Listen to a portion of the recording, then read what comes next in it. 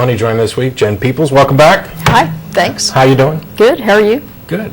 We're living in a brave, new, changed, hopeful world. I know, it's awesome. Yeah. Woohoo! Yeah. I'll get more to that shortly. This is the Atheist Experience. It's a live public access television program that we also stream over the internet. We take live calls and we're open to anybody calling in about anything. We're going to have a discussion here briefly. Jen's brought some stuff in to talk about the anti-vaccination movement. Yes. And so we're going to hit on that, and we'll put the number up in a little while so that folks can call in and you can talk about this subject, or you can call in to explain what you believe and why, or where you agree or where you disagree, or ask questions about who atheists are, what they believe. Because part of the purpose of the show is to provide atheists in the Austin area the chance to interact with the public, both in the Austin area and around the globe now. And the reverse is also true. We'd like to hear from you and, ask questions, answer questions, seek answers, look for truths or truths without the scare quotes. The audio portion of this program is available as a download from our website. You can go to www.atheist-community.org, which you can follow a link to www.atheist-experience.com. That's the one for the TV show. Ooh, there it is. We still need to change that bottom third so that it's all dark. But and also as a podcast, and the video portion has traditionally been available over Google Video, and fans of the show have taken clips and posted it up on YouTube, and we're very appreciative of that. So there's lots of different ways to catch the program. Unfortunately, Google has just announced recently that they're going to end they're not shutting down Google Video. They are shutting down the ability for people to upload new videos to Google Video. And that is definitely going to impact how we distribute the show. We don't have a solution in place yet. As a matter of fact, we haven't even really had an opportunity to discuss it. Maybe we don't know what changes are going to come. Maybe YouTube will extend the time limit for programs that it will host, and from the 10 to 15 minute margin to longer. Maybe we'll chop up the show into segments and post them that way. Maybe we'll just go back to where, in order to see the entire show, you either need to log in and watch it streaming, which they can put the link up for now. It's at ustream.tv, and the rest of the link will appear magically just as soon as they realize that I've gone off script in the announcements. There it is. ustream.tv/channel/the-atheist-experience. You can do that to watch us live. We are live every Sunday, or almost every Sunday, from 4:30 to 6 p.m. Central. I think that's GMT minus 6 for all you people out and about in the real world. No, wait. We're part of the real world now. Yeah, we rejoined the reality-based. Happy New Year. I'll get back to that again in a moment. We're sponsored by the Atheist Community of Austin, a nonprofit education organization promoting positive atheism and the separation of church and state. And the ACA has weekly meetings every Sunday at Romeo's on Barton Springs Road, beginning at around 11:30, except for the first Sunday of the month when we host a lecture series at the Austin History Center, located at the corner of 9th and Guadalupe. The lectures begin around 12:15. February's lecture is going to be moi. I don't have a title, and Don would kill me if he wasn't probably just as busy as I've been lately, but it's going to be a little bit of magic, a little bit of mentalism, and a little bit of discussion about how the brain gets fooled, how we fool ourselves, and how people take advantage of that, not just magicians and mentalists, but the oxymoronic fake psychics and others like that. In addition to this program, the ACA also sponsors a bi-weekly internet audio podcast called The Nonprofits. For more information, go to nonprofitsradio.com. That's PROPHETS. We were live yesterday. We'll be live again in 2 weeks. It's hosted by Dennis LeBay, who features myself, Russell Glasser, Schilling. Thad Engling's been joining us, and we'll continue to. I'm hoping to get another mic. I went out and I bought a couple cables and one mic. I just didn't get a fifth one. And it's actually a limitation of the soundboard. It's not a limitation of mics. And it's also a limitation of how many voices we want trying to talk over each other at a given time. Yeah.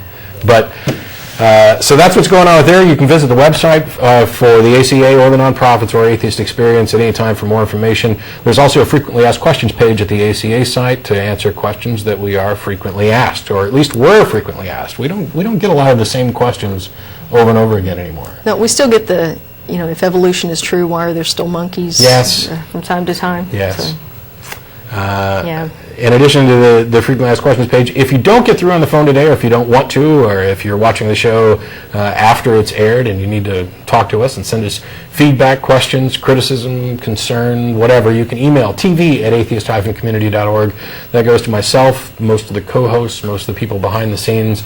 We read all of the email. We cannot possibly respond to all of it, as I'm rapidly discovering my workload my real job has increased, and I'm now way behind. So a big thank you to the other folks who have been jumping in more and more to answer email. And anyway, enough complaining about how busy I am and how I didn't get to people's emails. The ACA, in addition to these programs, also has a number of weekly and monthly and annual and semi-annual events and social events, including Happy Hour at the Dog and Duck at 7 o'clock every Thursday. That's at 17th and Guadalupe. We'll be having another pub crawl March 6th. And there'll be more information about that up on the website soon. Other events that are coming up, I mean, we just had our solstice party and various other things. I'm sure there's more coming up soon, but we're not quite ready to announce anything specific yet. So those are the regular events. I'd also like to mention that if you're coming to any of after this program's over, we get together for dinner at Threadgill's on Riverside. There's the address right there. We're on the air till 6 o'clock. If you'd like to join us, we're down there around 6:30 or so. Any atheist or atheist-friendly person is welcome to come to any of our events. You don't have to be a member. If you're coming down to preach, proselytize, or provoke, please don't. You can just call in when we put the number up, or you can email us.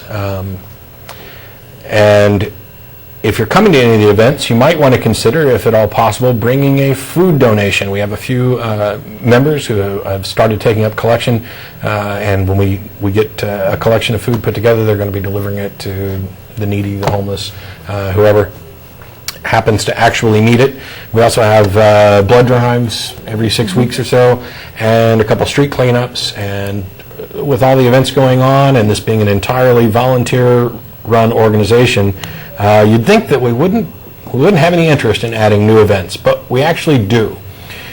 The ACA is whatever the members want it to be. It's whatever people want to do. If it's a place where you want to come and talk to somebody because you're surrounded by religious people all the time and are forced to hide who you are, or don't get the kind of conversation that you're looking for, we're here to fill that role. We're also here to fill whatever role any other member wants. So if there are people who are interested in participating and they have specific events, especially family-oriented events or anything like that they'd like to do, all you have to do is show up, participate, suggest it, help organize it, because the handful of folks who are here all the time can't possibly organize every event, or we'd never get anything done. And we'll do it. It's like a lot of other organizations rolled up into one, and then again, it's not necessarily like so many other organizations, because we may just go out to dinner and talk, which frankly I find really fun, because food is good and talking is good, and learning about other people is good. Well, it's a win-win-win. Yeah, I think so. Winning. So that's it for the end of the announcements. As I mentioned before, and I'm not going to go into great detail, those of us in the United States have recently elected and sworn in a new president. Woohoo! Barack Obama was sworn in this past week as President of the United States. I don't know. What's this have to do with atheism? Oh, wait. Michael Newdow had filed suit about the inauguration, trying to eliminate any prayers at the service. That was part of the lawsuit. That was the part of the lawsuit that I was actually opposed to, and I don't speak for everybody. The other part of the lawsuit was to prevent the Chief Justice from adding the words, "So help me God," to the oath of office. But his lawsuit, by the way, Newdow's lawsuit, was thrown out, and so things went ahead as scheduled. Rick Warren was there to do the invocation, and there was another minister whose name I forget who did the benediction. And Lowry, wasn't it? Lowry? Was it Lowry? I think so. And the Chief Justice, in addition to flubbing the oath, also did add, "So help you God," to the end of it, and Barack Obama did say, "So help me God." I think this is a clear violation of church-state separation, and I hope that this comes up later. And the reason I'm saying that it is, for those people out there who may be confused or thinking that atheists are just offended by this, it's not a matter of offense in any sense of atheism or religion. I'm offended by it because it is a trampling of the Constitution. The oath of office is specifically written out, word for word, in the Constitution. Nowhere in there does it say, "So help me God." And there's no stipulation in there that they should be allowed to add things.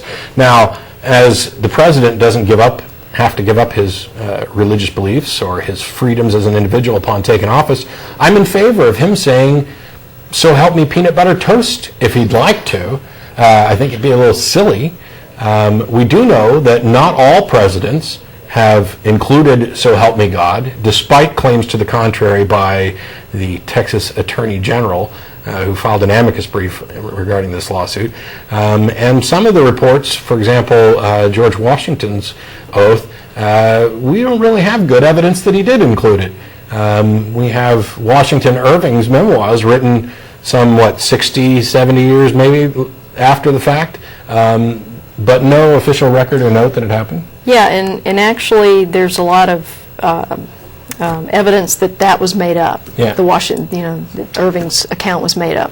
So why bother? And that's the point. It's not a matter of being offended on religious grounds. It's not that atheists want to remove all public references to deities or anything like that, or take away people's rights to believe or express their belief. That's not it at all. It's about doing right by the Constitution.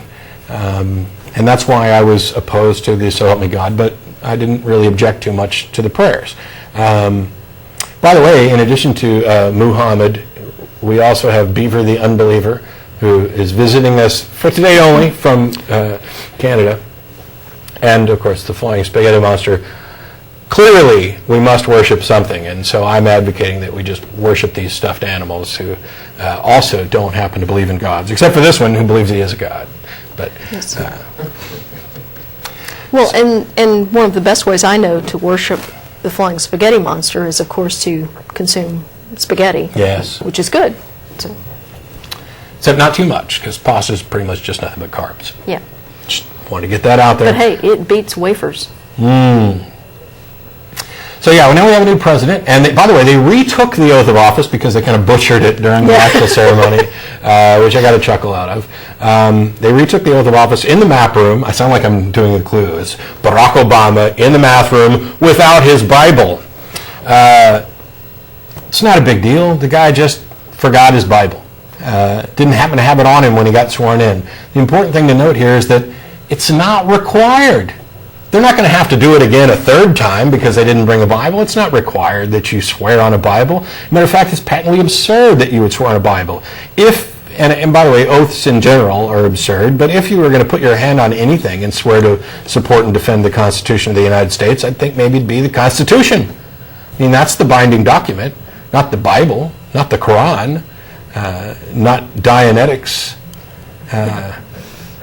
It doesn't make sense to me. But so I'm not going to make a big deal about the fact that they did it without a Bible. They did it without a Bible. I've heard that too many times. They just didn't happen to have a Bible. The point here is that it's not necessary, and that's good enough for me. Well, and in fact, I have a problem actually with that second oath because, first of all, that wasn't necessary. Yeah. The first oath was valid.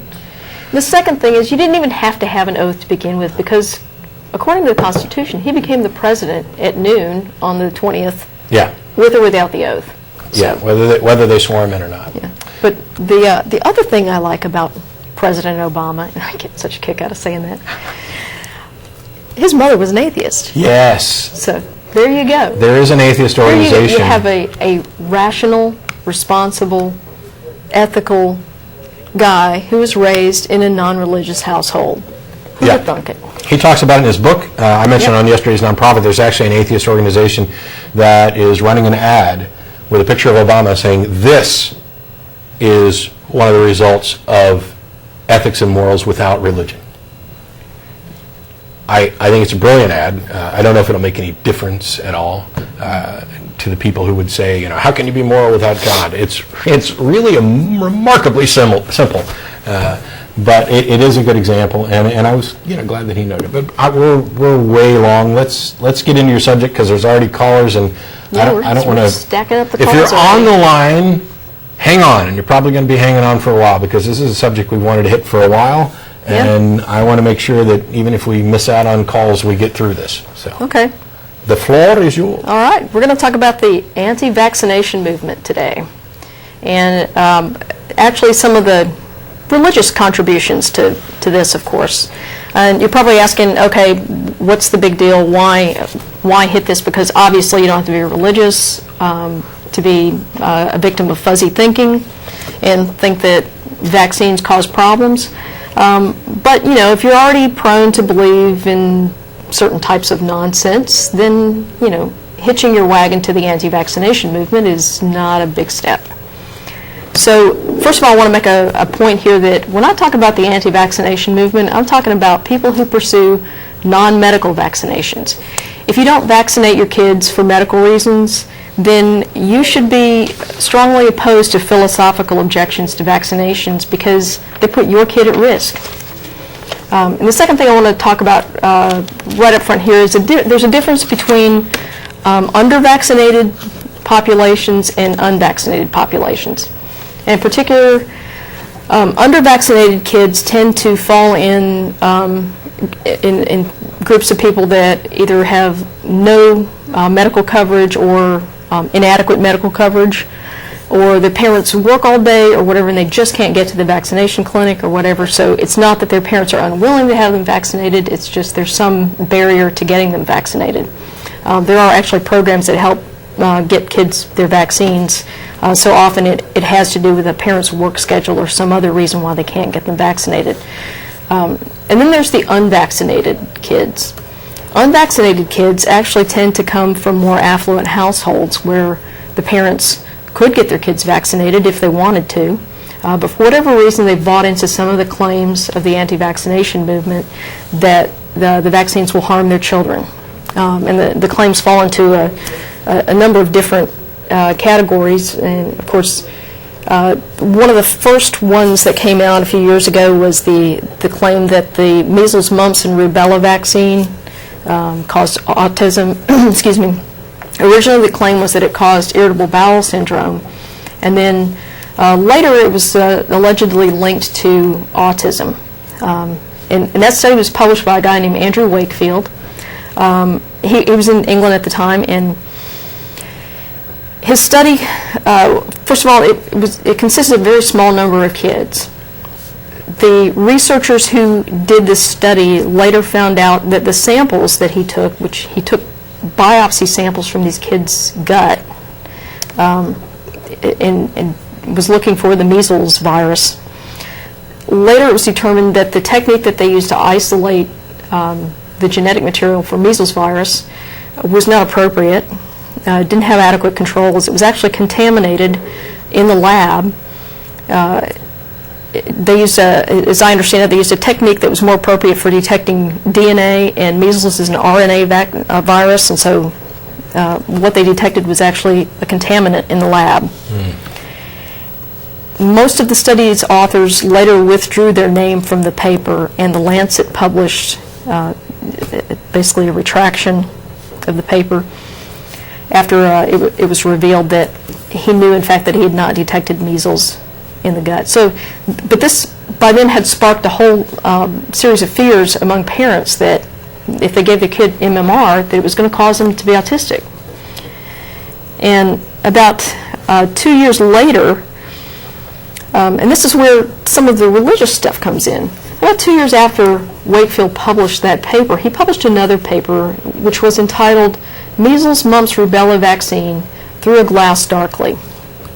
Well, this is a reference to Paul's letter to the Corinthians in 1 Corinthians 13:12, which the gist of this is that science is interpreted by man, and therefore we can't be trusted to get it right. So all the science that refuted his conclusions, he's saying, is wrong. He got it right, everybody else didn't. So there's that link, and Wakefield is also linked with the Good News Doctor Foundation. When he first came to the U.S., he landed in Melbourne, Florida, and this Good News Doctor Foundation welcomed him in. They describe themselves as a Christian ministry that provides hope and information about how to eat better and feel better and minister more effectively as a result of biblically based healthy lifestyle. And like not eating shellfish. That must be it, because that's in the Bible. Cool. Wearing clothes of different fibers and all kinds of stuff, you know. So anyway, and that actually sounds like another show topic there. So anyway, so we've got Wakefield and his discredited MMR studies. That kind of set things off in England. That has since come here. In England, measles was under control. They had a very high vaccination rate. Measles is now endemic in England again. The vaccination rate fell low enough that herd immunity waned, and now it's endemic. So there are clear public health implications here. Last year in the U.S., we had a measles outbreak. I think there were like 135 or 34 or 35 cases in the U.S. last year. And I don't think I have the numbers here on the number of kids that were hospitalized as a result of that. But measles, of course, is not a benign childhood vaccine or childhood disease.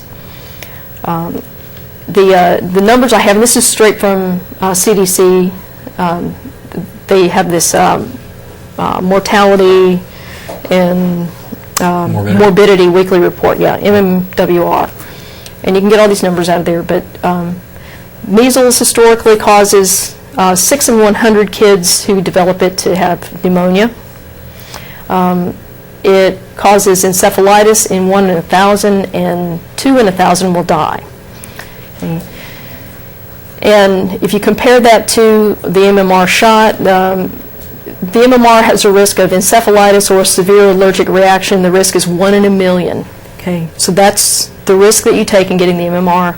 And interesting to note that there's not been a single documented death as a result of measles vaccination. So it has certainly prevented thousands of kids from dying since we've been using it, which has about a 40-year history in there. Okay, so that's measles.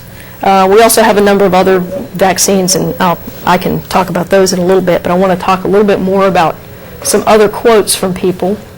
And in particular, there's a quote from a Dr. Leonard Horowitz, who refers to vaccination as an ungodly practice.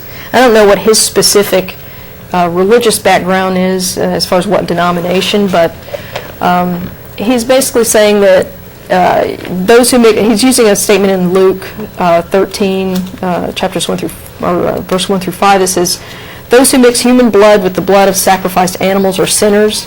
And so since vaccines are typically made using animal cell lines, when you inject them, you've now mixed human blood with animal blood, and that, of course, that's wrong.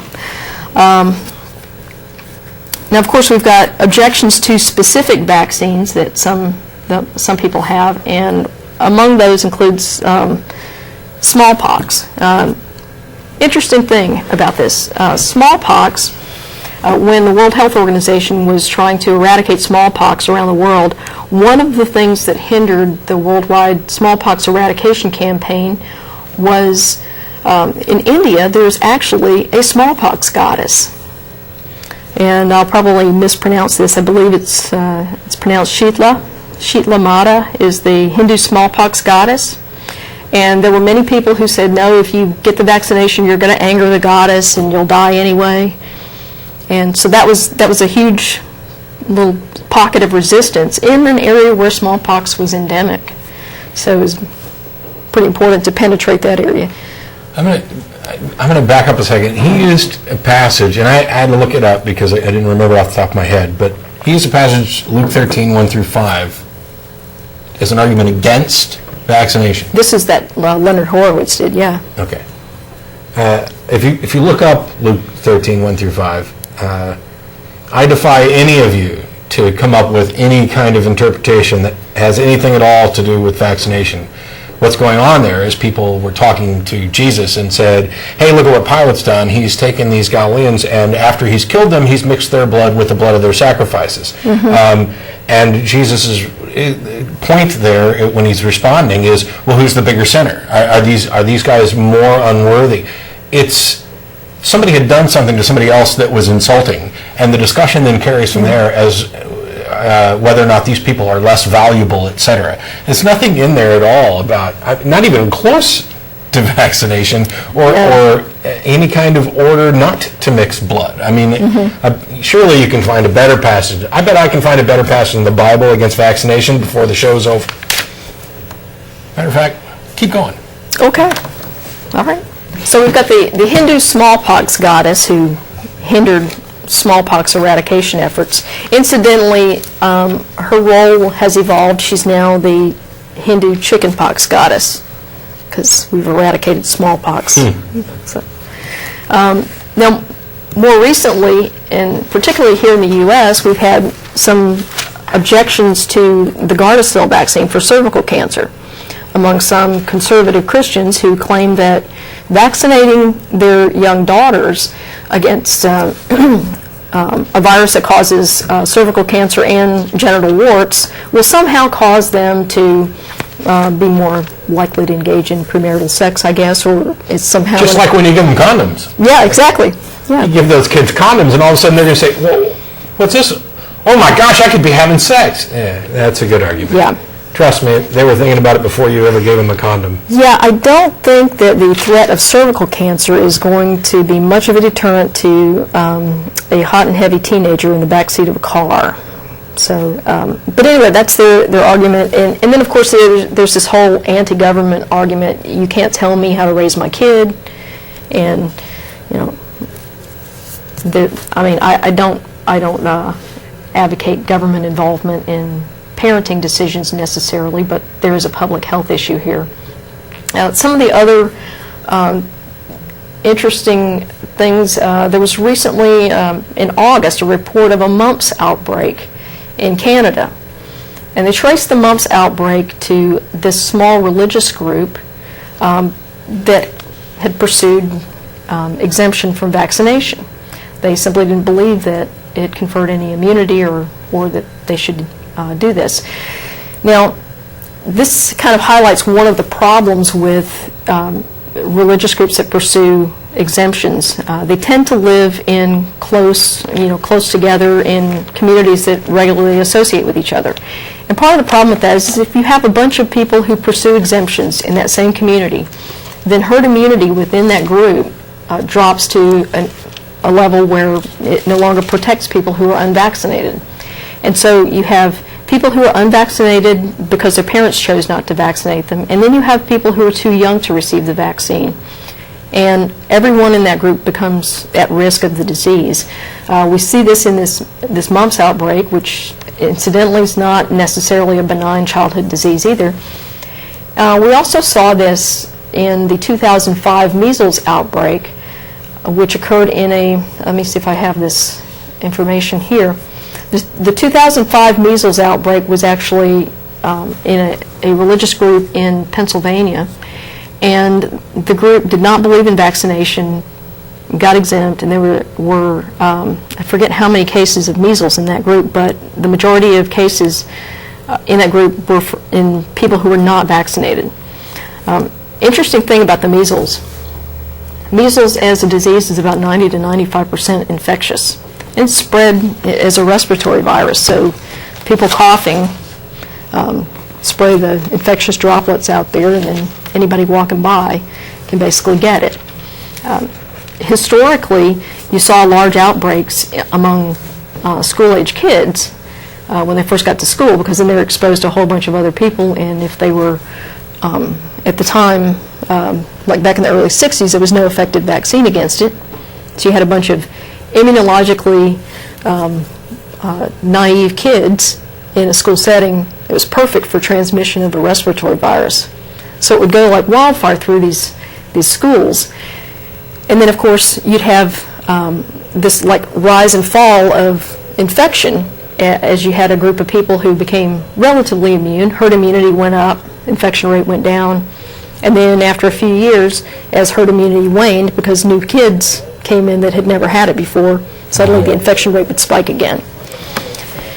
So that was in the 90 to 95% infection rate. We know that from epidemiological studies that showed that if you took the birth cohort in any given year, you could look in subsequent years and about 90 to 95% would contract measles in a subsequent year. So Epidemiology 101. Okay. By the way, I've already found a verse that's better. Okay, what do you got? In Deuteronomy 12. Oh, wait, that's old. Oh, yes, it still counts. Yeah. I lost my page. Deuteronomy 12, beginning at around verse 21. If the place where the Lord your God chooses to put his name is too far from you, you may slaughter animals from the herds of the flocks that God has given you, as I've commanded you in your own towns. You may eat as much of them as you want. Here's where we get to something kind of peculiar, because this would have never occurred to me. Eat them as you would gazelle or deer. Both the ceremonially unclean and the clean may eat, but be sure you do not eat the blood. Now, that is so important. We're talking here about ingesting blood. It's so important that he says it again several times. Be sure you do not eat the blood, because the blood is life, and you must not eat the life with the meat. You must not eat the blood. Pour it out on the ground like water. Do not eat it, so that it may go well with you and your children. How many times in a row do you have to tell somebody, don't eat the blood? There's something going on here with regard to consuming blood and blood sacrifices. But I think if you're going to try and dig through the Bible for any, passage about blood that would be closer to anti-vaccination, I think I found it in about 2 minutes. So drop that Luke 13 passage. It just looks stupid. Well, and actually I think that Deuteronomy passage is the basis for the Jehovah's Witnesses' rejection of blood transfusion, It could be, although that's about animal blood, which is why I went with the vaccination. Now, I'd have to find another passage about, there's other passages there where, blood is life, and he who sheds innocent blood, and those types of things. Anyway, back to the topic at hand. Well, so we've got a couple of things. I've talked a little bit about this obscure group, maybe they're not so obscure, in Florida that welcomed Andrew Wakefield in here, the Good News Doctor Foundation. And of course, we talk a little bit about what other groups oppose vaccination. I think the Christian Scientists are pretty well known. They're kind of famous for opposing medical care. But surprisingly, there's a couple of others here. In particular, I've got a quote here from a Muslim doctor in Britain who is urging Muslims not to vaccinate their children against such diseases as measles, mumps, and rubella because it's un-Islamic. And he bases this on the fact that, as he says, almost all vaccines contain products derived from animal and human tissue, which makes them unlawful for Muslims to take. And let's see, he says, Islam permits only the consumption of what they consider, it's called halal, it's I guess the equivalent of kosher, where the animal has had its throat cut and bled to death while God's name is invoked. So unless your cell line was produced by cutting the animal's throat while God's name was invoked, I guess it's not Islamic for you to have the vaccine. And maybe they're just setting up a cottage industry of Islamic-friendly vaccines, where every time they inject the needle, you have to do it into the jugular, and Akbar, Allah Akbar, Yeah.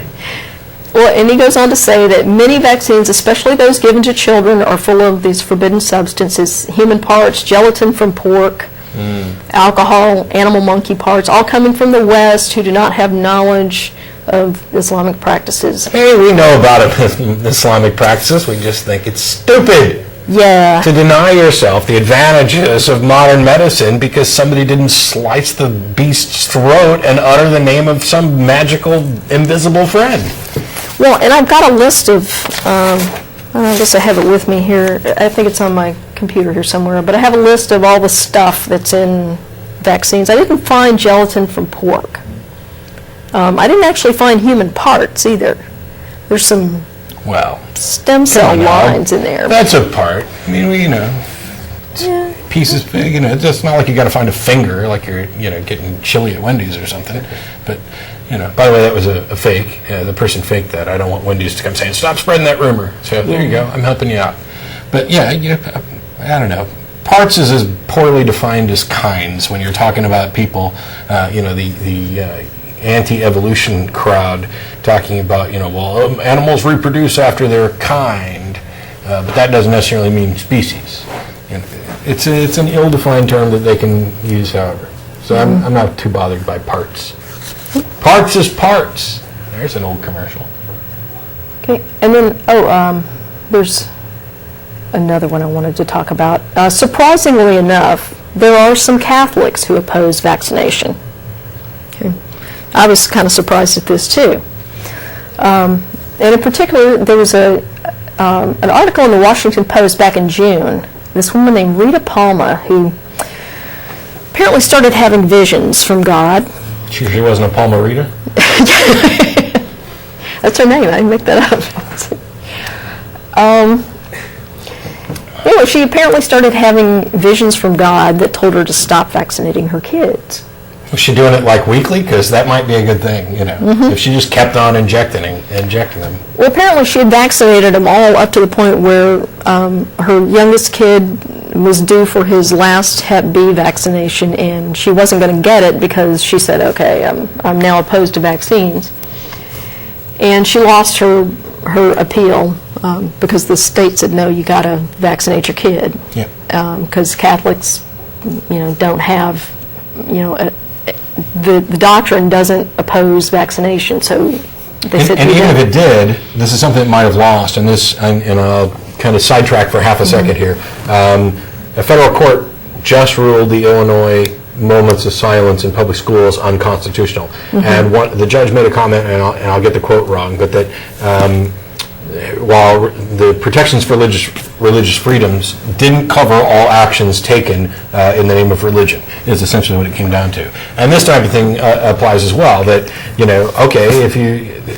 Granted, I think everybody should get their kids immunized appropriately anyway, but if you're going to want to put your kid in public school where he's around other kids, then you can't use religion or anything else as your excuse. Unless you have a medical reason not to do it, you're putting everybody else in jeopardy, and you don't get to do that because your freedoms end where other people's begins. And yeah, granted, I'd love to say, and I almost did say, if you don't want to immunize your child, then fine. Actually, that's an area where I think the state should intervene anyway. If you're going to homeschool your kid till he's 35 and you decide you don't want to vaccinate him, tough, you're going to do it anyway because he's going to come in contact with other people, and because, wait a minute, what's that? Oh, he's another human being, and we have a vested interest in making sure that your stupidity and your prejudice don't cause him to die and suffer for your ignorance. That's a reason for doing it. Not to mention, this doesn't just apply to public school. That's the reason I would back it. Yeah. Well, and of course they turned down her lawsuit saying, the judge ruled against her. Or I guess the school district ruled against her, and then she filed a lawsuit claiming that... It was a liberal judge ruling from the bench? Apparently, yeah. But I'm sorry, I got a sane judge last time. Can I get a new one? So she was saying that her personal beliefs should have the same weight as a religious conviction, even though her church didn't... I agree with her there.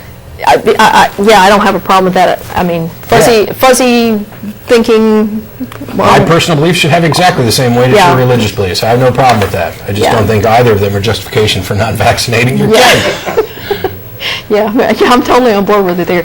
One of the things that she said in the interview was that vaccinations are based on a very dark, threatening, pessimistic principle that if you do not inject your child, he will become sick or could die.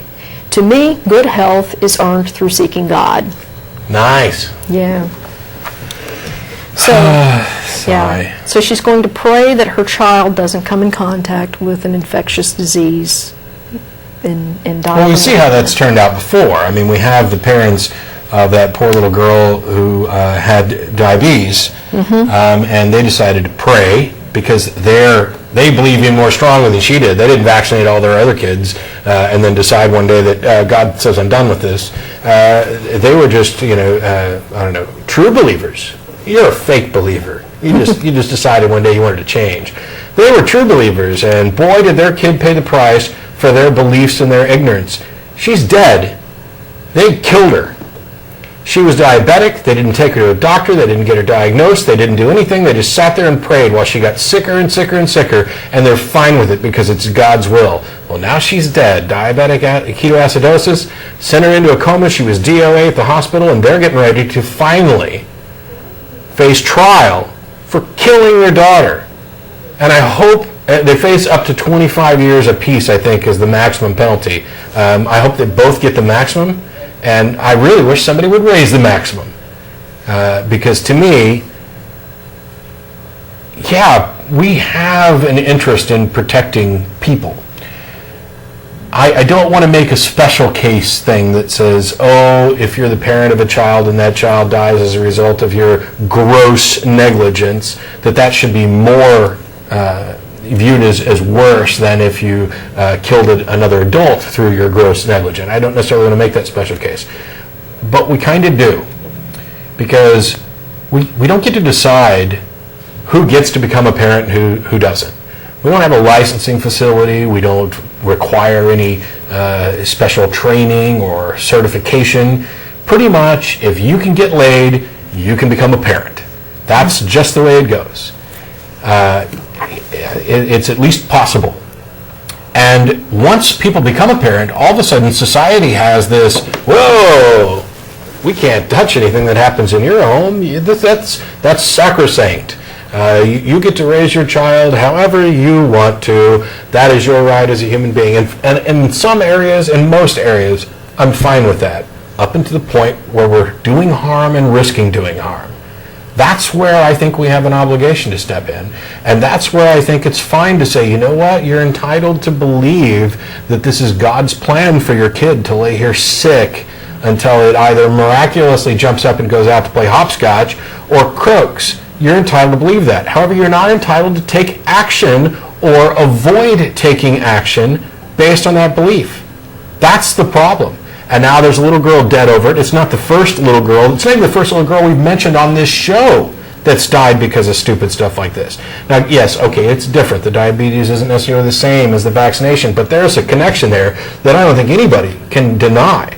The idea that we are going to place the health of our children, and in the case of vaccinations, risk the health of every other child that our child comes in contact with, just because we have a religious belief that God's watching out for them, or God, whatever God wants is going to happen, or whatever. It doesn't matter. I don't care if you're praying to a rock in your backyard, or Rick Warren's Yahweh, Yeshua, Jesus, or a Hindu God. It doesn't matter. If you can't demonstrate that what you're doing is actually better for the child than secular alternatives, modern medicine, you're corrupt. You have given up your humanity. You have given up your empathy. You have given up your sanity. And your kid is going to pay the cost. And that's where I think we ought to step in. And I hope they throw the book at both of them. And I hope that this type of thing starts getting prosecuted more often in more places. And I'm not just picking on Christian Scientists or Amish people or anybody. If the anti-vaxxer crowd, because of their ridiculous beliefs that aren't in any way religious, jeopardize the lives of their kids and other people's kids, I hope they throw the book at them too. It's time. It's with all the problems here, in the world that we face, the last thing we need is an epidemic of ignorant parents. I think we've been facing that epidemic for years, and this is one way to possibly curb it. To finally say, there are times when we have to step in, and let's do it. So. Well, and you made a very valid point here. When you choose not to vaccinate your child, you're not just making a decision for your child, you're making a decision for a lot of other people's kids too. The people who can't take vaccinations for medical reasons, the ones who are too young for that vaccination, or those who don't develop an immune response. And no vaccine is 100% effective, so there will always be a percentage of kids who don't develop an appropriate immune response. Yep. If you don't vaccinate, you put all of those kids at risk. Here's an idea for all you anti-vaxxers and all you God-praying, no, we don't need modern medicine stuff. Stop washing your dishes. Yeah. Stop putting food in the refrigerator. If God wants the food to stay good enough for you to eat, He won't let any germs or bacteria get in there that could make your kid sick or your family sick. By not vaccinating your kid, you're doing the exact same thing as not washing your dishes and not putting food in the refrigerator. You hypocritical morons. Well, and that's interesting because one of the claims of the anti-vax movement is that the reduction in the death toll that we've experienced over the last century or so since we started having lots of vaccines is a result of improved sanitation. That's what did it. And so my question is, what happened last year with the measles outbreak? And And if measles were a foodborne disease, then they might have some basis for making that claim. But measles is not foodborne. Pertussis is not foodborne. And I bring up. Don't get me wrong. Sanitation is a good thing. Oh, sanitation's an excellent thing. But, I'd say the advances in modern medicine that, I don't know, when your lung fills with fluid, we can now jab a needle in it and remove the fluid, diagnose the problem, and send you on your way home. Doesn't have so much to do with sanitation as it does have to do with modern medicine practices. So, Yeah. Well, and some of these vaccines, I don't know if it's really possible to adequately quantify the amount of human misery they prevent. Yeah. In terms of, let's take hepatitis A, for example. That is actually caused by contaminated food and water.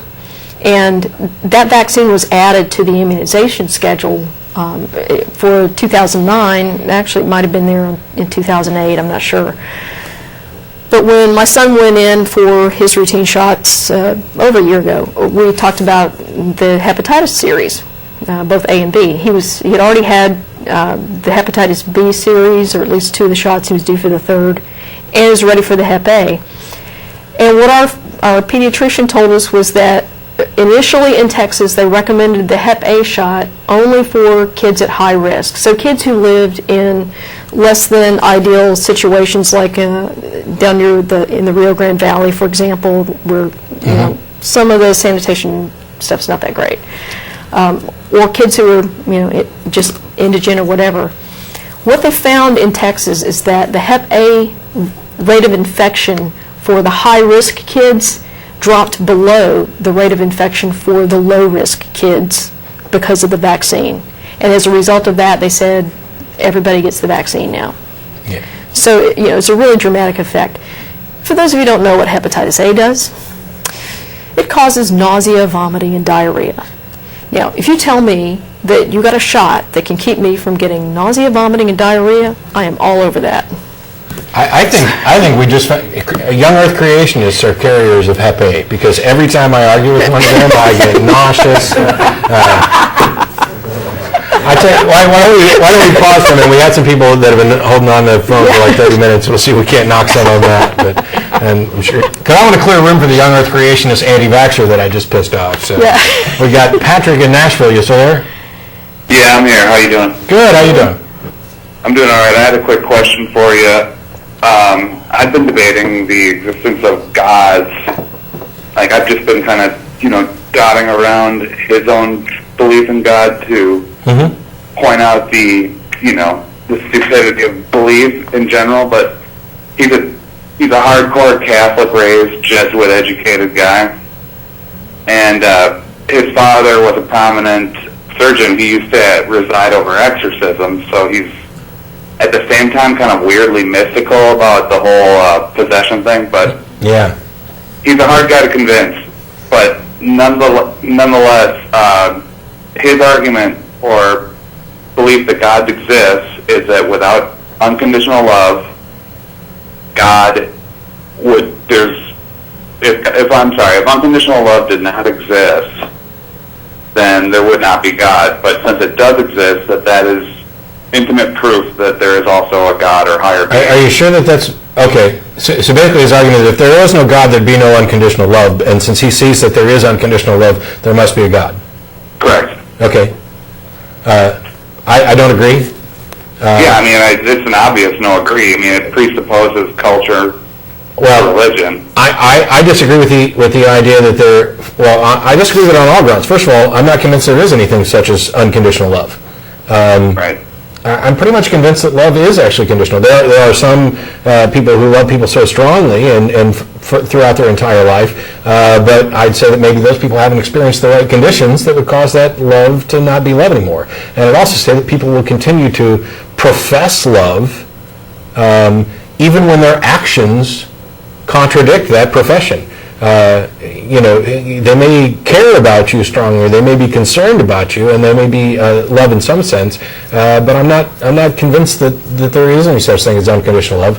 And also, I don't see any necessary causal chain between the existence of unconditional love, if it does exist, and a God. at all. I mean, that's like saying if unconditional love exists, then unconditional unconditional fairies or unconditional love fairies exist necessarily. I mean, it's that kind of silly. How are you defining God, and how are you getting from unconditional love to the existence? I don't see it at all on any grounds. Well, yeah, I mean, he's got the triune and all that, and he just stands right behind the Vatican on all these matters. It's I don't know.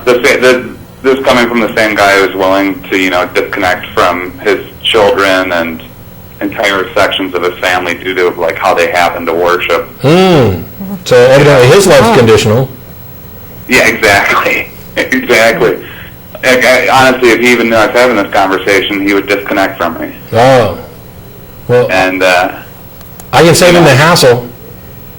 I can save him the trouble. I can disconnect from you. So, oh no, wait, the conversation's over. Dang. Sorry. Yeah.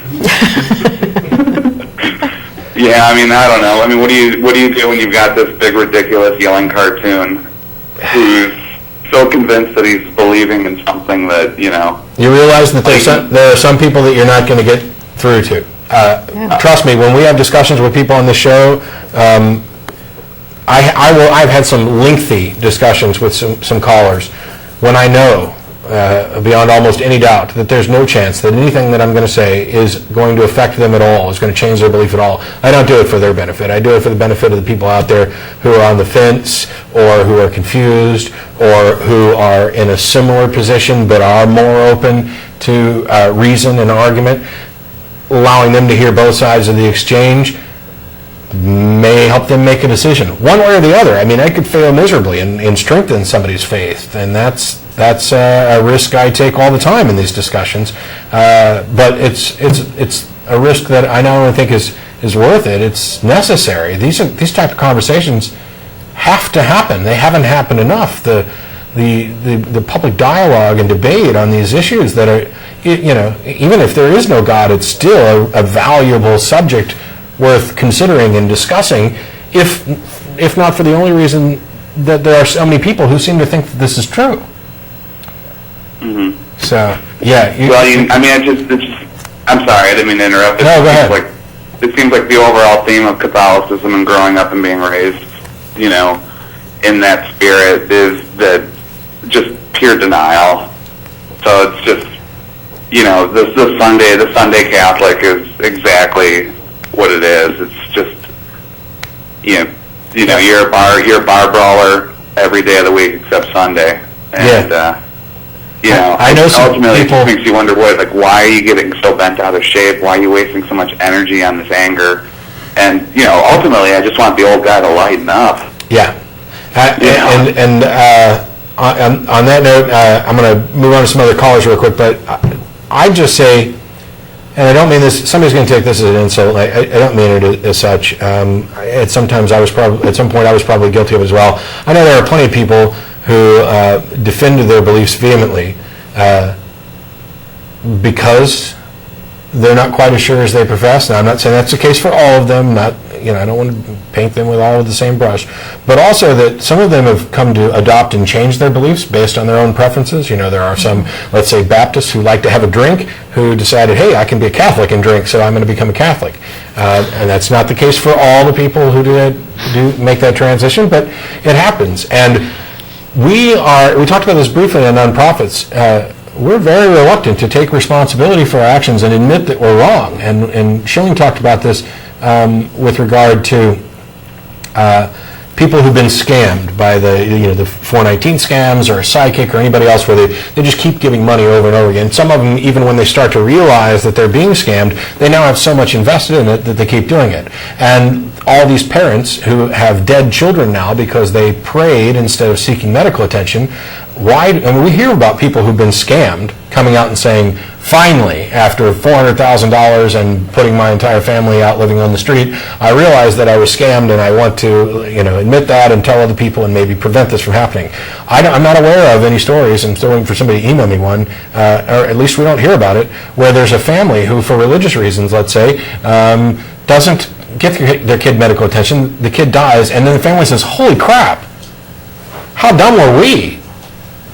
look what we did to our kid. Not only were we wrong, but we're incredibly remorseful of this, and now we understand and realize that this concept of maybe not getting rid of the entire concept of God, but the entire concept of intercessory prayer, for example, is hogwash. That, we're thinking beings who have an obligation to the children we produce to protect them.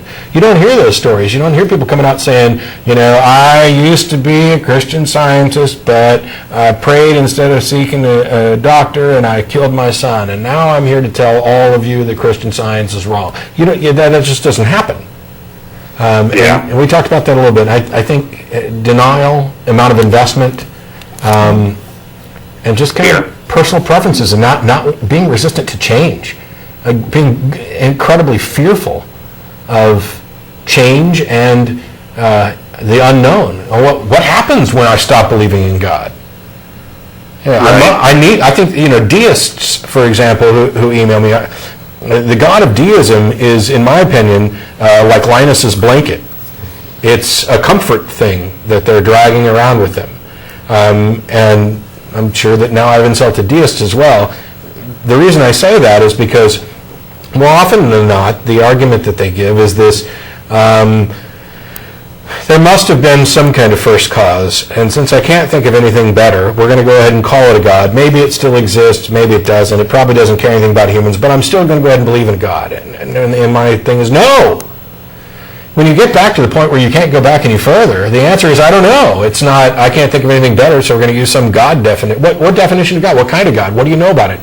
If you can't possibly know anything about this, what's the use in believing that? Don't you have to know what you're believing?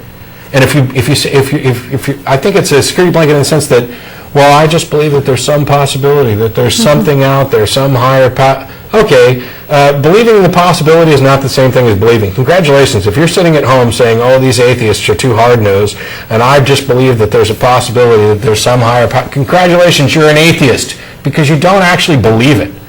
I believe that there's a possibility, an extremely slim one, depending on how you define the deity in question. But we're not talking about belief in possibilities or belief in probability. We're talking about belief. Is this true? Do you believe it's true? If so, you're a theist. If not, you're an atheist. And I think for at least many deists and the arguments that have been presented in favor of deism, it's a security blanket. I don't want to give up on this idea of a God, and I don't want to sound arrogant that I know there aren't any gods. Well, congratulations. I don't know there aren't any gods. I don't believe there are any. Matter of fact, I believe there aren't any gods. Well, this gets back to this idea that unless you can definitively say how the universe came into existence, then you can't say that God didn't do it. Yeah. I mean, the anti-vaxxers use that stuff too. I'll get back to that in a minute. But which is nonsense. That's like that is not how to think about a problem, because you can actually rule some things out before you know what the ultimate cause of something is. And in fact, that's kind of more efficient, because then you don't have to worry about those things that you've already ruled out. But we see this a lot with people. Oh, well, you don't know how the universe got started, so you can't say for sure that God didn't do it because you weren't there to observe it. Well, no, but if we look for evidence of something and we don't find it where we should, then that's a piece of data against this hypothesis that God or, whatever exists. Here's something that came up while I was watching TV yesterday, and I had to spin it in a different direction.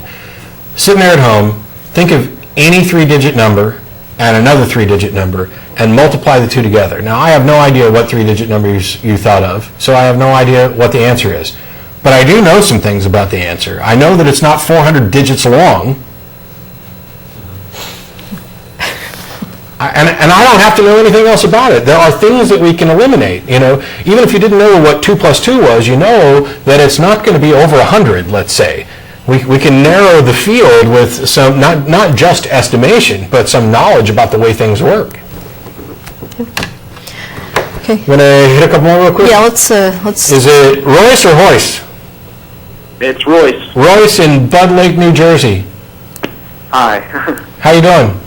I'm good. How are you? Good. I wanted to talk about this thing that I saw on a YouTube video. It was some magician who's an atheist, and he said, I'm a born-again atheist. And I was thinking, well, are you really born an atheist? And I was looking into the definition for it. And there's something called implicit and explicit atheism. Yeah. And I don't know, the only reason why I don't really agree with that people are born atheists is because I don't think that theism should exist. So that's just like to label someone that doesn't know what God is an atheist doesn't make sense to me. Yeah. Yeah, it's the difference between implicit and explicit atheists. Yes, babies are born atheists, and guess what? Rocks are atheists too. But that's not what we're talking about. We're talking about people who have considered the issue, are able to process the issue, and come to some conclusion, or unable to come to a conclusion that favors belief. So yeah, there's a difference between the two. And in general, when we talk about atheism, we're not talking about rocks or newborns. Yeah, I mean, I have a 3-year-old son, and he is an atheist in the sense that he has no God belief. We don't think it's appropriate to tell him that things that don't exist actually are real. And in particular, that there's some theology that says he's sinful or whatever. But aside from that, I mean, he's really not able to consider that. So he's an atheist only in the sense that he has no God belief. He's never really been exposed to it. That's different than me saying that I'm an atheist, because I've actually considered the claims of different religions and rejected them all. So I think people get too wrapped up in how we define this stuff, and you've got some people that will vehemently object to calling babies or young children atheists because they haven't considered it. And I don't really have a problem with calling young children atheists in the sense that they don't have a God belief. Mm-hmm. Yeah. Well, yeah. What I was saying why I don't really accept about the definition, just that theism itself, in this day and age, theology shouldn't even really exist, because we have the science to prove that that's all a myth. Well, and theism is just belief in something. You don't need scientific proof. By the way, there's no such thing. But in the sense that you're talking about it, you don't need that to believe something. You can believe anything for any reason, good or bad. Mm-hmm. So theism is going to exist, just like belief that there's a Loch Ness monster is going. I mean, somebody's going to believe that. That you're going to have a hard time coming up with anything that somebody is not going to believe. So yeah, it's going to exist with or without. I mean, if there was evidence, if there was scientific proof in the sense that you're talking about it, we would probably start shifting away from just calling it belief and moving it more towards knowledge, where we are approaching a much higher degree of certainty. Mm-hmm. Yeah, I don't know. It's because just believing in God is more like deism to me than theism. Theism says what God wants and all that other stuff. Yeah, the people who claim to talk to God or know what God wants, I don't know. I wish they could back up their claims with evidence. I mean, I can't prove them wrong. I can't prove that they don't have some kind of God module or antenna, whatever, where they're receiving transmissions and getting instructions. The only thing I can say is that whenever we do take a look at the instructions that these people are supposedly getting, some of them are dangerous, some of them are silly, and some of them are just wrong. How many times has somebody said, "Oh, I know God wants me to do this because it's going to make my life better," and it turns out to make their life worse. And then when it's done, well, it was my fault. God had the right plan. I just screwed it up. I mean, God's in this win-win scenario across the board. Maybe if God could come through and tell parents which kids are going to get different diseases, so they could vaccinate just those kids, then maybe then they'd have a case here. But just a blanket religious ban here. And I hit the button. I'm sorry, but thanks for calling. Sorry, I had to throw that back in my time. If there was more, I meant to say thank you before I actually hung up, but my finger got heavy on the button. And I want to get through some more calls, because I know you got, I don't know, how much more do you have? Did you want to hit today? A little bit more. Okay. Let's go ahead and take another call here. Through some more. There's Aaron in Waltham? Yeah. Is that right? How you doing, Aaron? I'm good. I just wanted to talk about my experience in Israel. Sorry, there's some lag on the phone. Anyway, so I went to Israel on a birthright trip and wanted to talk about my quote-unquote atheist experience. This was during the New Year, so it was right when there was a lot of turmoil in Gaza, there still is. And I just thought it's such a crazy thing that people do, this terrible stuff to each other because, hey, they were both promised the same thing. And it's just amazing what people will do because they think that God told them something. Yeah. I don't know, it's just hard to wrap my mind around. Yeah, and you know, the weird thing is you mentioned something that really kind of got my head working for a second about two people felt that they've been promised something. If you imagine, in this case, they haven't even been promised something. They claim that their ancestors were supposedly promised something. It's not like they themselves have been promised. If you have two kids and you actually promised them both, I don't know, something that you could really only give to one of them.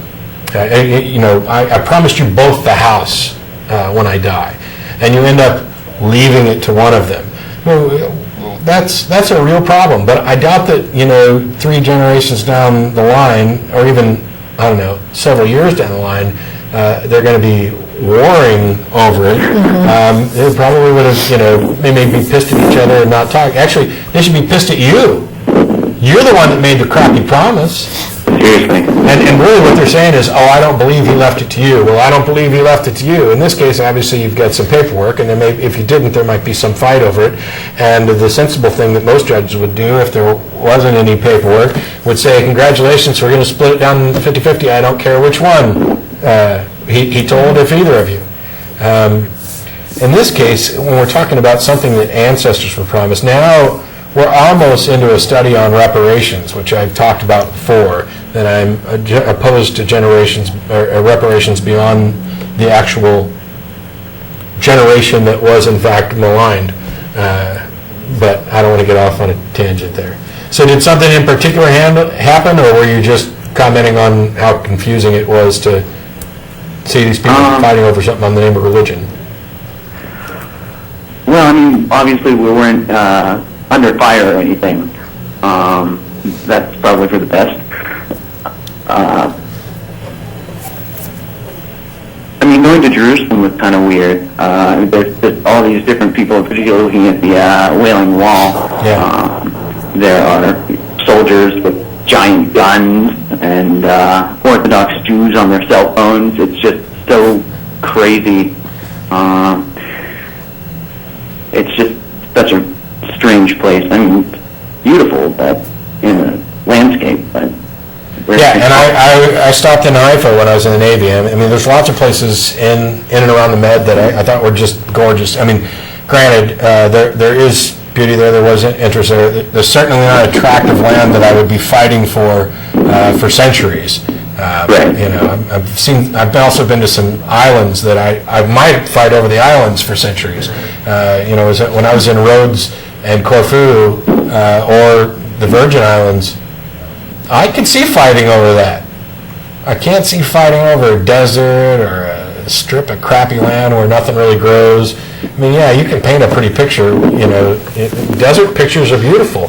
One of the reasons that they're beautiful is because it's a little different from what you normally see, because nobody really wants to frickin' live there. Hey, let me hang a picture of a desert on my wall so I can see something beautiful and appreciate the fact that I'm not stuck out there without food or water. I mean, it pulls, colors, but... Although I did pick up the best souvenir ever from the Holy Land. Really? Yeah, I got a golden calf piggy bank, so I can worship a Golden false idol calf and piggy money. banks. That is awesome. Golden half piggy bank. Outstanding. All right, Aaron, I appreciate you call. We got some more callers we want to get to, including somebody from Austin. So, thanks a lot for calling. We've got, is it Obie? Yes. How you doing, Obie? How you doing today, sir? I'm good. Yeah, the question I had was, how many lives do you think we lived before Earth? Are you asking if we believe that we've been reincarnated? Well, how many lives do you think we've lived? I don't think I've lived any, and I'm not convinced that anybody else has lived any before this one. You don't think so? No. No. What are your views on a supreme being? You just believe highly in yourself, or? I don't believe there is a supreme being. It depends on how you define it. Yeah. I mean, that Andre the Giant guy was pretty nice. He was a big guy. Oh, he was a big guy. I would say you don't believe that everyone has a quest. Well, what do you mean by a quest? I'd say a journey to live. There's a purpose for reasoning. Well, yeah, I have a purpose in my life. Well, you don't think that's only guided by yourself Yeah, Yep. and your thoughts and your views? yes. Is that all one thing or two different things? What do you mean is, Is what one thing or two different things? Your question. You still there? hello? Oh, wasn't me. My hands were away from it. I'll say it's many different things. My purpose in life is something that I define for myself. I decide what I want my life to be, what I want to do, and it's many different things. Matter of fact, I enjoy the fact that I'm not particularly super skilled at one area. I'm kind of jack of all trades-ish, you know. I might do some magic or crochet or origami. Or I like to read, I like to study, I like to learn things, I like to listen to music, I like to play games. These are things that I enjoy, and I don't want to make it sound like, you know, I'm just living out my life based on the things that... Actually, that's fine. I'm living out my life based on the things that I enjoy. And where those things end up placing me in conflict with somebody else, I would try to find some resolution. But yeah, I don't know. Well, you know, when I lived in Germany many years ago, one of my, I guess, purposes in life at the time was to become a connoisseur of beer. And I can say that was a worthy pursuit. So if you're ever in Germany, becoming a connoisseur of beer is actually more fun than being one. But anyway. Anyway, we've got Taylor in Georgetown. Yes, How you doing, Taylor? I'm doing pretty good. You? I'm all right. How you doing, Jen? I am good. Earlier, you, Matt, made a comment that anybody who can conceive, who can get laid, can become a parent. There's no license, there's no tests, there's no anything to become legitimate as a parent. And I just wanted to bring up a quote from the movie Parenthood, where one of the characters is a teenager talking to the mother of his girlfriend, and he's talking about his own father, and he says, okay, I'm drawing a blank. It's crazy. Okay, you need a license to drive a car, to buy beer, to buy cigarettes, to do all of these things, but any half-ass, dumbass, moronic punk can become a father, and there is nothing you can do to stop it. And I just wanted to bring that up and see what you guys thought about that. Yeah, I remember. Thanks for calling. I appreciate it, Taylor. I remember the quote from the movie and in many other areas, and there have been a lot of discussions. And I would say, and I'll go ahead and let you go so we can get some more calls on. But while I agree, I'm not advocating licensing parents. I think under the right circumstances, I might. And we've discussed some options that may be practical, in the sense of. If couples who found themselves pregnant or were wanting to get pregnant would voluntarily take some training courses, some courses to educate them on reality and what to expect as a parent, that we may be able to provide some incentive to them, tax or otherwise. I'm not handing out money left and right. I'm just looking at possibilities. Actually, we talked about this in the parking lot a couple months ago. Yeah, and actually, I'm trying to think of what country does this, and I can't think of it right offhand, but there is actually a country that, if children complete their vaccination series, the government provides the families with the benefit for having their children fully vaccinated. Yeah. So there are relatively low-cost ways to encourage good parenting practices that really aren't coercive. Yeah, I don't get to decide where every penny of my tax dollar goes. And while I'm not a big fan of, paying the taxes and having the money go all over the place and giving out money to everybody who asks for it, if you made a list of things that I would be willing to have my money go towards, training for responsible parents is a lot higher on the list than some of the things we're currently spending on. I'm not, okay, some of you wouldn't vote for me because I'm, I don't know, evidently some kind of tax and spend guy. But I'm just saying that there are potential avenues out there that we can look at to do things better. That's all I'm looking for. Let's do better. Let's make these cases so absolutely unheard of that it shocks everybody, that even the most jaded people who expect to hear, when I hear a story about a kid being molested by some clergy person, Catholic or otherwise, I'm offended, I'm appalled, I'm not a bit surprised, because there's a real problem there, a problem we've talked about before, and it's the church hiding this. It's shuffling them around to different parishes and things, refusing to work with the police, avoiding any hope of clearing out the problem. So it doesn't surprise me. I want to be surprised when I hear about that. I want this to be so absolutely rare that it almost becomes something that the president comments on. Yeah. When the president comes on and some terrible tragedy has happened, some building has been blown up, and the president comes on, or some kids, it used to be shootings in schools. Mm-hmm. And the president would come on and say, my fellow Americans, tonight I come to you with a heavy heart over this tragedy, and we need to work together and pull together and blah, blah, blah. That's how rare I want this to be. I want it to be even more rare than that.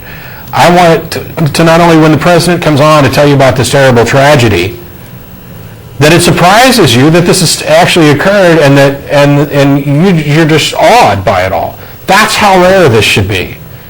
It shouldn't be this. I don't ever want to be able to come on this show and talk about bad things done in the name of religion. By the way, if we get to a point, and I'm not saying that it's that all these are done in the name of religion or as part of religion. Religion is feeding into the problem. If we ever get to a point where I can find no flaws with a religion other than I simply don't agree with it, I think it's wrong, and I think it leads people to make bad decisions, I won't have a lot of reason to speak out about it. Because in that scenario, people are no longer attempting to legislate their beliefs onto others. They're no longer acting as a safe house for the bad seeds in their group. They're just having their own private beliefs, willingly living whatever deluded life they want to, for whatever reason. We're done. I mean, apart from pointing out real problems, I got no comment on the subject. I mean, if you believe that there's a God because you feel him in your life, there's no argument I can possibly make. The only thing I can do is say, I don't feel that. And if I did, then I would believe as you do, assuming that it's, accurate, that I could eliminate, self-deception or hallucinations or whatever. I don't want to diminish it. I'm just saying I can't demonstrate that. And it is patently absurd for you, somebody who believes because you've had some personal contact. If I say that there's a leprechaun that lives in my garage, and I know this is true because I've met him and talked to him and had conversations, and by the way, it's not just an invisible guy. I've touched him, shook his hand, we shared a meal, and he fixed a flat tire for me. I have evidence of this, but it would be stupid of me to think that me telling somebody this story, that they should believe it just based on my word. You may very well have a good reason for believing in God, but unless it's a reason that should also convince somebody else, you're going to get nowhere. And if you're expecting other people to believe on less evidence than you do, you're being silly. And if there's a God out there that is handing out more evidence to some people than to others, and then punishing them all or rewarding them all equally without any regard, why can't I have an experience like Paul on the road to Damascus? Why can't God lead me around through the wilderness by a pillar of cloud by day and a pillar of fire by night and feed me manna from heaven as I wander? Why can't I have an experience like that? Where are those miracles? Why do those people get special treatment? Why do they get this divine revelation that is so clear that okay, yeah, you're God, and yet other people are not getting that. I mean, that's a question you really got to ask. It's like, and we heard this before from believers and from battered wives, battered spouses. Oh, they're only doing it because they love me, or I'm the one that messed up, I deserved it. Yeah, they're punishing you because they love you. They're trying to hurt you to help you. You deserved it. You did wrong. They're the ones who are right. It's silly. And don't get me wrong, I'm not, I don't want to seem that I'm oversimplifying the situation that battered spouses are in, and I don't want to seem that I'm sitting here just pitying everybody because they can't rise above it. I realize it's a difficult thing. What I'm saying is that it's not true, that these are self-deceptions. These are ways that we have of making ourselves put up with bad things or explain away the confusion, the contradiction, in order to keep the belief that we cherish. We are so desperate for somebody to love us that even when we're being mistreated, we're going to keep going along with it so that they love us. We're so desperate because we know that somewhere down deep that that's not the case. In that individual one-on-one relationship, we know it's not the case, but we keep doing it anyway. Some people do. And yet we all realize that this happens all the time, and we can even see it in other people, but not necessarily in ourselves.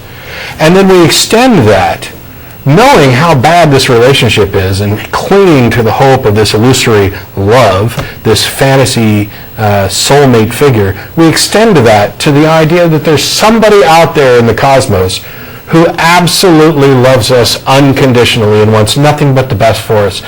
And we extend those same excuses to that somebody. There's no reason to think that there is anything like that out there, other than your need for there to be something out there. It would be much better if you just realized that if God operates, supposedly, consistent with chance, if prayer works at the same rate as chance, if good and evil happens to similar people in roughly similar regard, disparate people in similar regard, that there's probably nothing out there, that you are wasting time actually focusing on this when you could be enjoying your life. I'm not saying that you are pitiful people who should get over your delusions. I understand it. I've been there. I don't mean that in the I got better. I did get better. But it's not meant to be condescending. It's just the way we are. And I don't want to make it sound like this explains everything about every god or religion, but I think it explains a lot.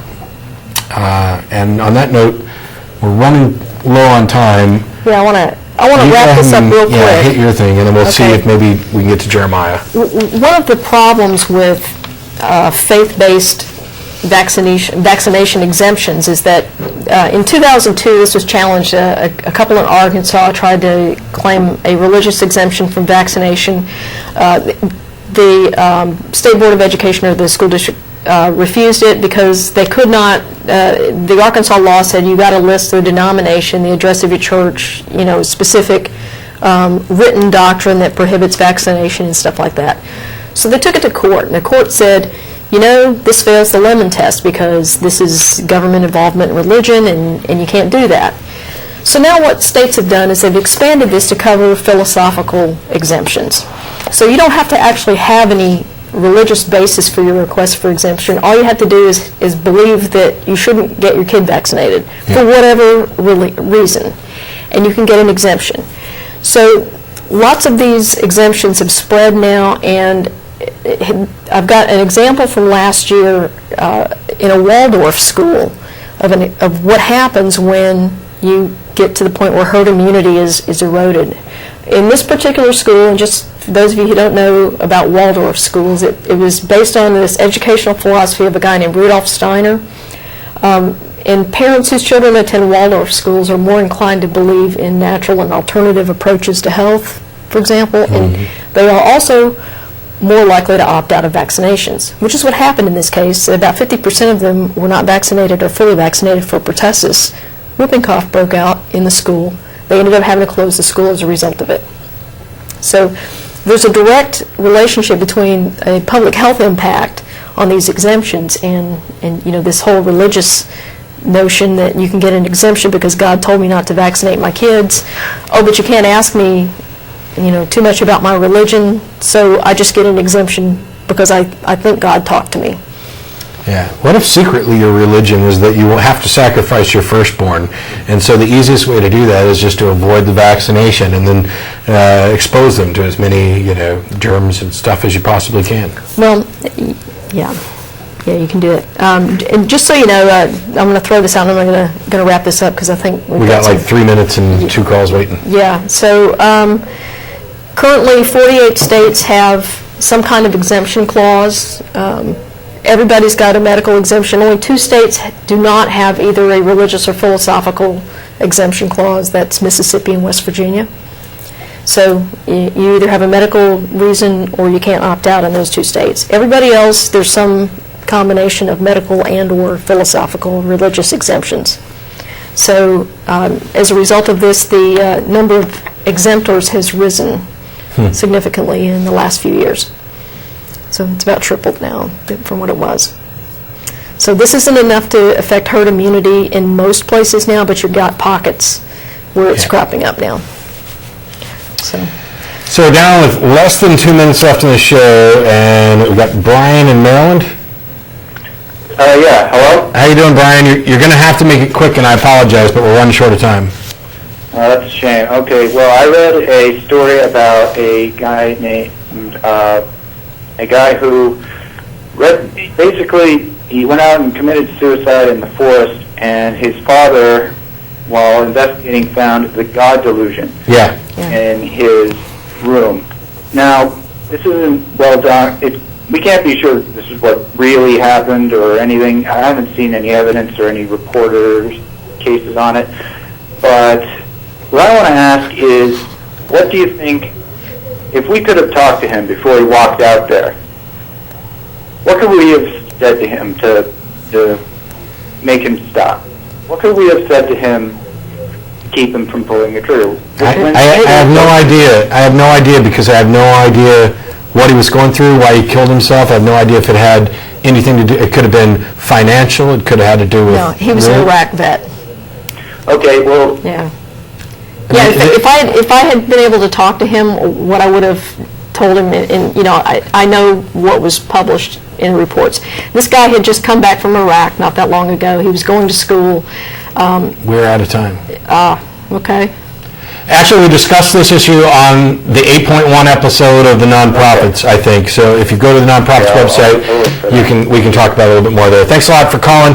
Jeremy in San Antonio, we know about State Board of Education stuff. We talked about that yesterday on Nonprofits. I may try and talk about it again next week. Thanks, everybody, for tuning in. We'll be back again next week. There's the crew who can, they showed the flying spaghetti monster and salad. We're going to be going down to Threadgills on Riverside shortly. Feel free to come on down and join us. Bye-bye.